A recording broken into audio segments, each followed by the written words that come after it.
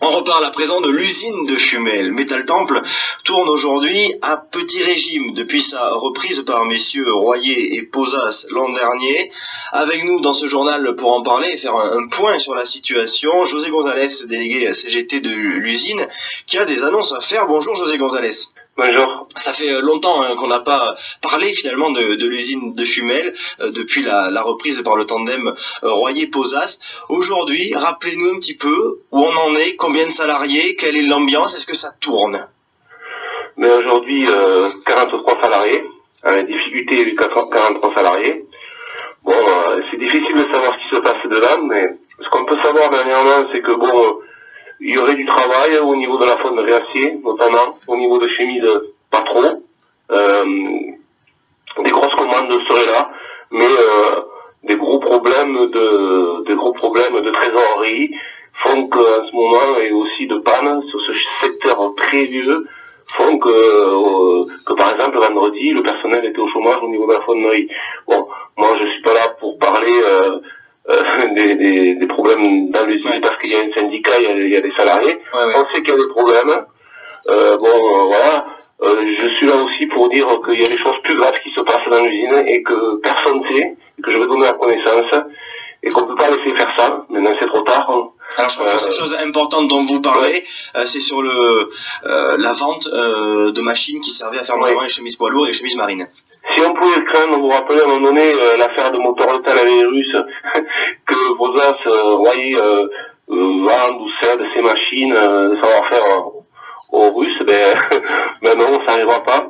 Parce qu'en fait, on a su dernièrement, ça faisait un petit moment, quelques jours, que des salariés m'envoyaient des photos, me sollicitaient, et concrètement, on a su vraiment que Posas, notamment, avait fait venir une entreprise, c'est pas d'ici, en tout cas du sud par là, de Lyon peut-être, pour démanteler toute la fonderie chemise. Vous vous rendez compte?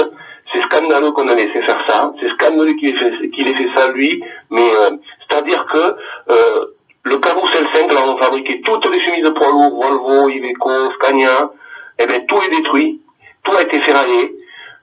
La machine 1500 où on faisait toutes les chemises marines, notamment ces chemises Caterpillar de 180-300, vous vous rappelez, que Posas se faisait la gloire dans les derniers 10 mois là, qu'il allait relancer les chemises Caterpillar, qui disaient ça en politique et tout ça, sont des mensonges. Aujourd'hui, si Posas s'en va, et on souhaite qu'il reste, je souhaite qu'il reste, mais si demain Posas s'en irait, il resterait que ce secteur fonderie acier où rien n'a été fait depuis plus de 20 ans, où tout tombe en panne, la preuve aujourd'hui à l'année. Personne n'en voudrait.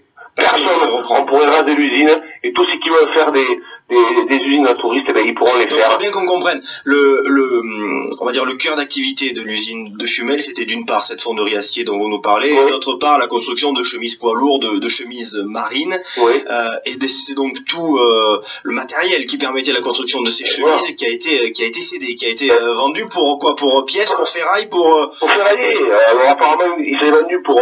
alors ce que dit les bruits, c'est qu'il l'avait vendu pour 90 000 euros, pardon, de ferraille, hein.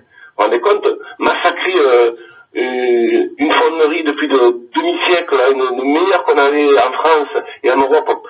C'est-à-dire qu'on peut pas faire ça. Surtout qu'il avait des engagements auprès du tribunal, auprès de nous, auprès de l'administrateur, où il devait, en 2016, il devait relancer le poids lourd, d'accord? Et il devait réfléchir de savoir si, au niveau des marines, il pouvait reprendre le marché avec Caterpillar. Il est en train aujourd'hui de, enfin, je veux dire, ça s'appelle une politique de terre brûlée, c'est pas, je pense pas que c'est ça qu'ils veulent. Je pense pas non plus, je pense qu'il a une grosse difficulté au niveau de la trésorerie. On aurait préféré qu'il aille chercher des aides encore. Pourtant, il a eu 400 000 euros d'aide, il y a même pas 6 mois. Mais on aurait préféré autrement. C'est-à-dire que là, aujourd'hui, si Posas, Royer partent, plus aucun repreneur n'en sera intéressé par un secteur de la fonderie acier.